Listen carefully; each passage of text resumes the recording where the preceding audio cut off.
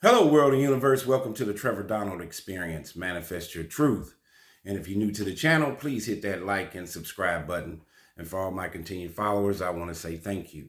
And this is an opinion-based video channel where I try to open your eyes and ears up to some of the travails and tribulations that take place throughout our cities, our states, our country, and sometimes around the world. And this particular story goes across state lines. From Oklahoma all the way to New York.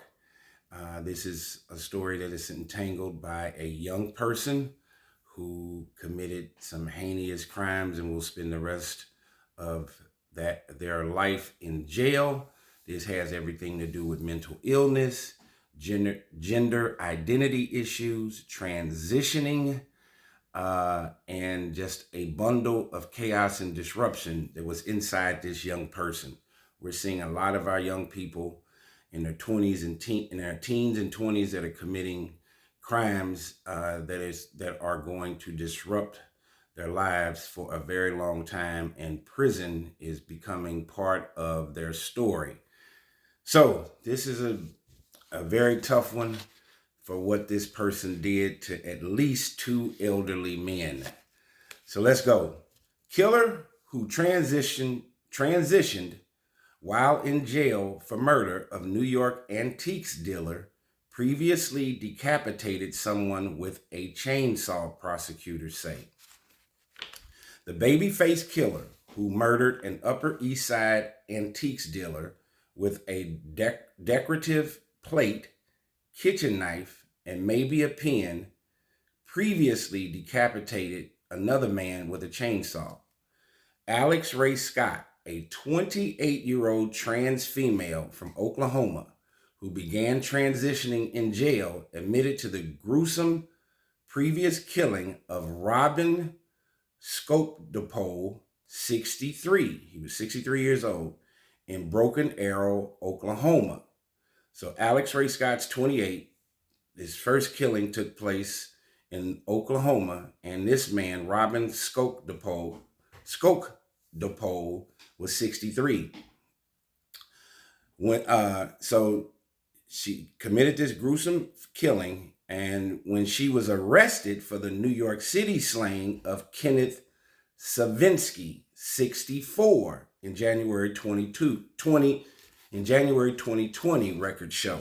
So Alex Ray Scott allegedly killed 63-year-old Robin Skocpol in Oklahoma, Broken Arrow, Oklahoma, and then also killed Kenneth Savinsky in New York, the antiques dealer, who was 64. So two of the victims, 63 and 64. Details of the Oklahoma murder surfaced on Monday at a Manhattan Superior Court hearing where Scott pleaded guilty to second-degree murder as well as multiple counts of criminal possession in Savinsky's death. Savinsky's the one out of New York. Scott killed and stole credit cards from Savinsky in his Upper East Side apartment after the two met on a dating app, authorities say. She had no memory of the bloody attack when she turned herself in and told police, "I think I may have killed someone last night," according to her indictment. So she walked into the police police station and admitted to this killing.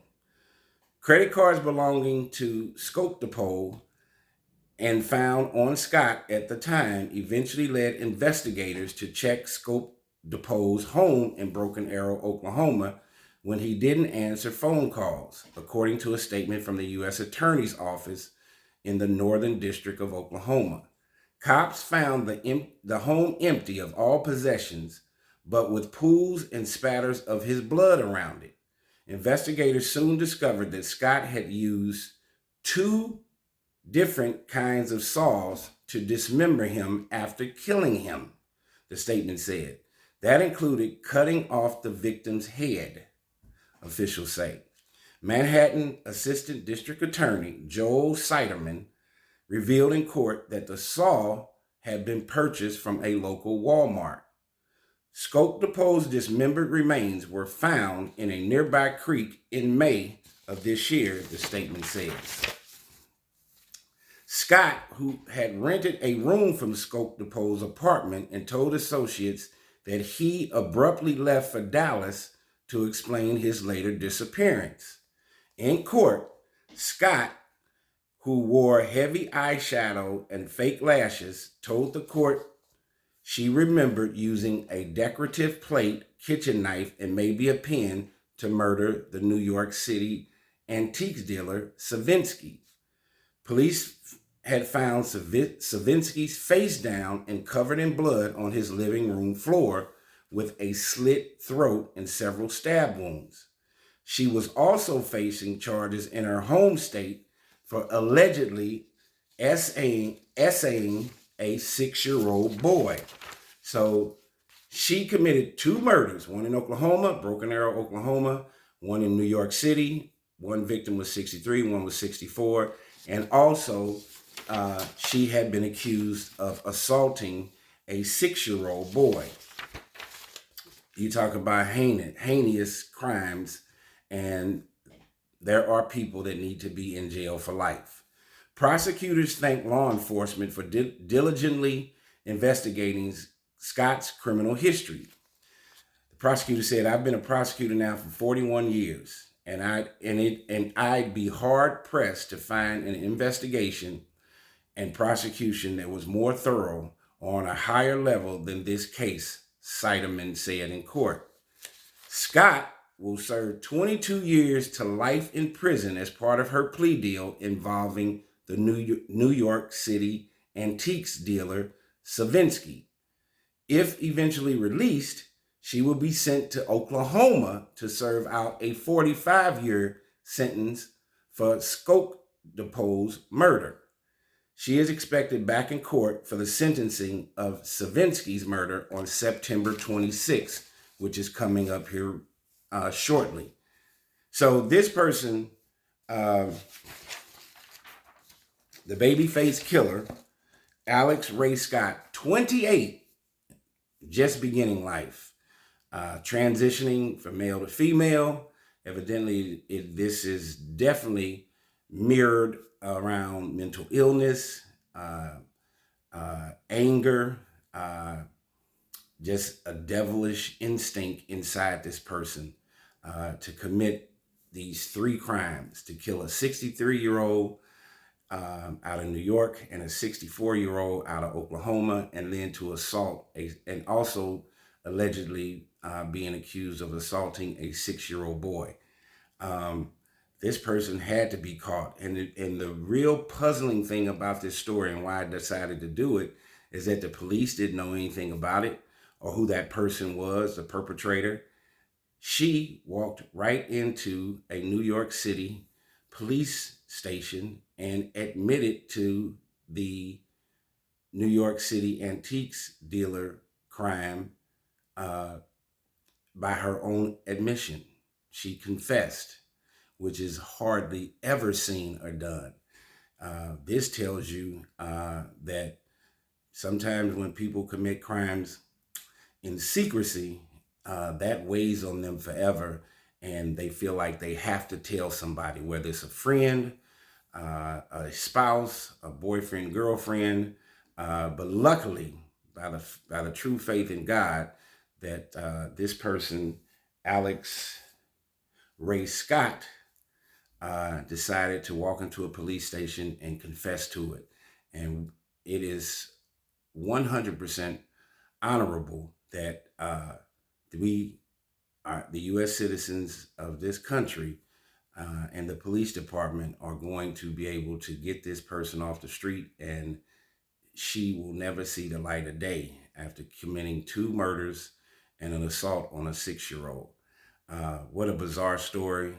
There are people out here that have nothing but negative energy, are committing all kinds of heinous crimes, and sometimes go straight to the limit of murder. And this person did it multiple times, had she not been caught or confessed, she probably was going to continue to do it and probably end up being a serial killer if the police would not have found this person sooner than later. So thank God that she walked in there and confessed to it. She said she didn't remember committing the murder, but how do you not remember if you kill somebody, but the next day you walk in the police department and say you did?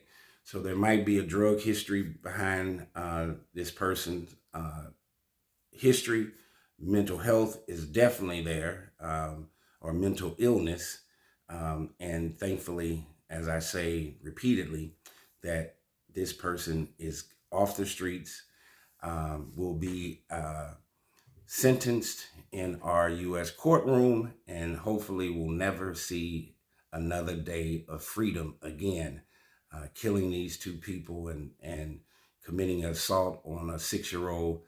I don't even think there's real rehabilitation for this person. And now he started off as he, and he's transitioning to she, why she is in jail. So there's all kind of mental chaos and things that are going on in this person's life that does not sound very good. Tell me what you think about this really bizarre story of this person, Alex Ray Scott, 28 years old, who was transitioning.